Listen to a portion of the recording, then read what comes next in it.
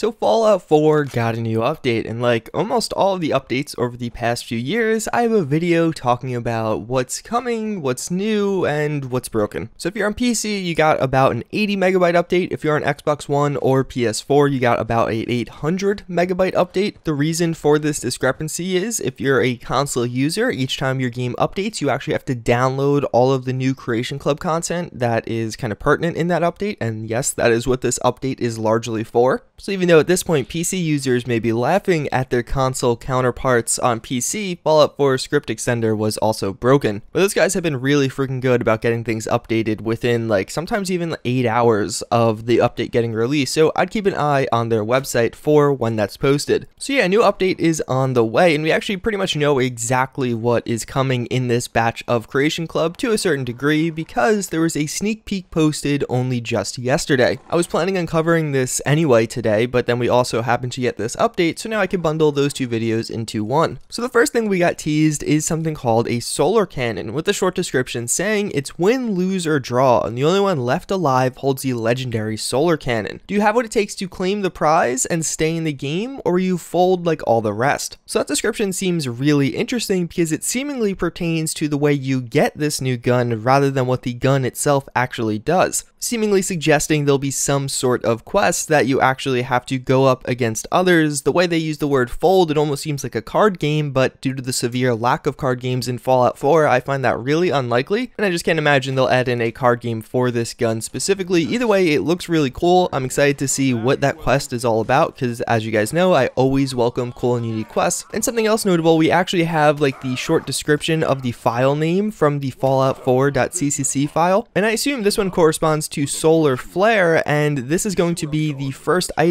this mod author has actually published in Creation Club, so it's a totally new take. That could be really good, or I guess that could also be really bad. Then we do have the Charleston Condo. Live the life of luxury with this classy Charleston Condo. With 4 floors of customizability and plenty of space to spare, your new home awaits just down the road from Bunker Hill. So I actually really like this. I think this is a cool concept if executed correctly. Seemingly, the description gives me a vibe that it's going to be kind of a pseudo settlement, like a big player home that's crossed over with a settlement. So you'll have 4 floors that you could customize everything on, and you can place down whatever you want. You can make little rooms if you want, and hopefully at the very least have your companions stay in there. I think it would be kind of cool to actually have settlers live with you also, just to do kind of mundane tasks. But yeah, either way, again, I really like that. I think it's a pretty cool concept. We don't have too many player homes in Fallout 4, and I again like how this is 4 stories. If they do this correctly, there's probably a lot of room for things to play around with. And also, if you actually look back at some of those pictures, I'm not super well versed in Creation Club items or Fallout 4 workshop items, but I think there may be some unique things added in also, like especially some of those paintings. I don't think I've ever seen them before in Fallout 4 or any of the other Creation Club packs. And I believe the file name for this one is the bhouse.esm, that being notable because ESM files are larger than ESL files, so this will seemingly be a fairly large mod. And it's also going to be this mod author's first time in Creation Club. I don't know what the name corresponds to, but as you can tell by the 001, it's somebody that we haven't seen a release from just yet. Then we have the Patriotic Power and Pip Boy. This is going to be the perfect way to celebrate Independence Day, which apparently is sold separately. A little cheeky comment there, Cartography. So we actually don't get a look for the Pip Boy of this one, but as far as the Power Armor paint jobs go, I would say this looks pretty cool. I like how they're all quite distinctive on each of these individual Power Armors. They each have their own unique vibe while still having the same theme. And I don't know, if this is only 50 to 100 credits and you just kind of have them laying around in your account and you're feeling patriotic, I definitely could see this being a decent pickup.